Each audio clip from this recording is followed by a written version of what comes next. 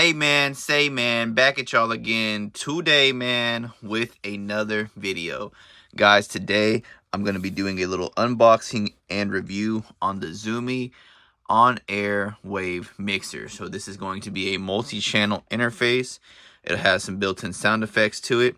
Here are what the inputs are looking like on the back, and it is also Bluetooth. So this is meant to be used for sound mixing and podcasts. Let's get straight into this box to see what this unit looks like, see what it includes, and then get straight into it.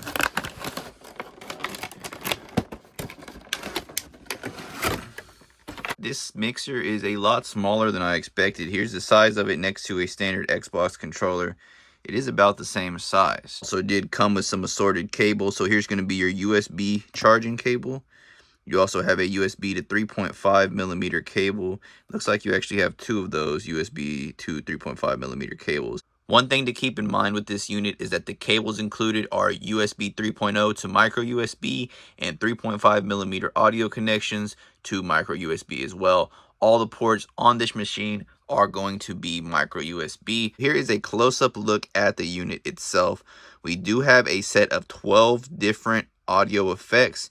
Got the power button in the top right, a little bit of mixing options on the board as well. Also have a setting for echo and your mic level. Looking at the back of the unit, here are the component entries that we do have. We have a headset, earphone speaker, condenser mic, dynamic mic. We have a Live 1 and Live 2, accompanying instrument, and a charging port. One of the coolest parts about this mixer is that it is Bluetooth, so I'm interested to see how this acts connected to my phone or MacBook through Bluetooth. The power button's in the top right corner, and to turn it on, you just have to hold it down. For about 3 seconds, you'll see the lights flash, and now you're illuminated and ready to go. Alright guys, I've got this thing hooked up. I've been messing around with it a little bit just to see what the optimal settings for this machine are, but here's what I've figured out so far. So I'm not sure if I just have a faulty unit, I am going to be getting a replacement. However, with that being said, this thing does still work pretty nicely. You're able to connect your phone on Bluetooth. For example, here's my phone connected on Bluetooth. That is hooked up to my studio monitors via this 3.5 millimeter wire here.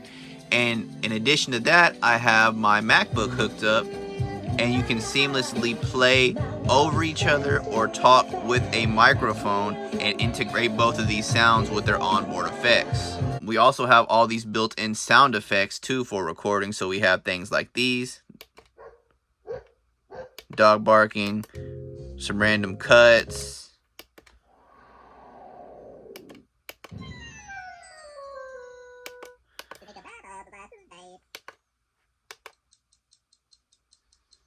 so it's pretty cool to have all these onboard effects.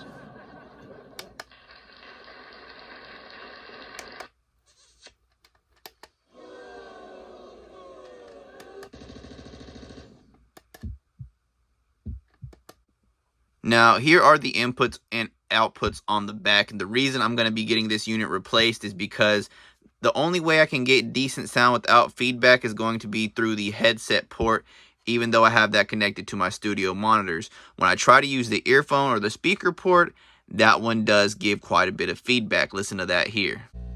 And that's what that sounds like. However, if you do unplug the microphone from that setting, the feedback goes away. So it's weird that anything else you plug in, if you're using the earphone or speaker output, it will produce a feedback. That being said, if you're using it Bluetooth with your phone, you won't have any feedback to deal with. Listen to this here. Perfect, flawless sound.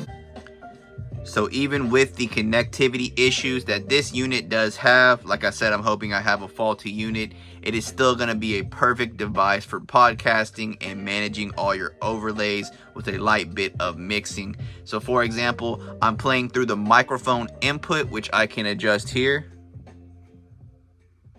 We also have our monitor control here. Now, if I want to overlay an additional music or mic, I can isolate it to the music channel. For example, here we go. So this overlay will be controlled by the music knob here.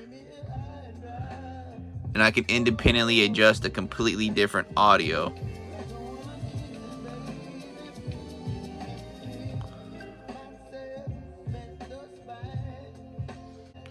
So one issue with this device is you will not be able to isolate your microphone inputs nor your line inputs for your live settings. So if you plug in anything on the live section or anything on the mic section, you will have to control it with the singular knobs. So if you input two mics, they're both going to be controlled by this knob. And if you input two live music sounds or instruments, you are going to have to control them with just the singular music knob here.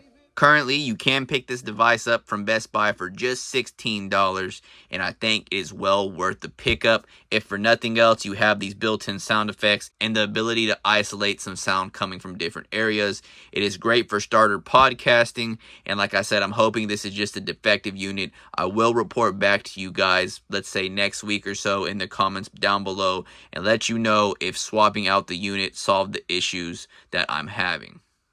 Just as like some ease of access features and personal comments I do have about this machine, some of the pots are very scratchy, so if you turn them, you can definitely feel a noticeable resistance here. And the last comment would be this pot on the right side, controlling the monitors. It has an issue, so if I play sound out of these guys, sometimes it will only come out of one monitor, which is what's happening here. However, if you press on the pot, it kind of connects it, so there's probably just a bad cold solder in there and it needs to be addressed. I'll still go ahead and give this unit a solid 8 out of 10, and I'm hoping when I get this new one in, it will be a lot more usable than this one I have here. I'm thinking this was just a faulty unit. Thank you guys so much for watching this video. Best of luck to you if you try this item out. Let me know in the comments down below, and until next time, I'll be out this thing. Peace!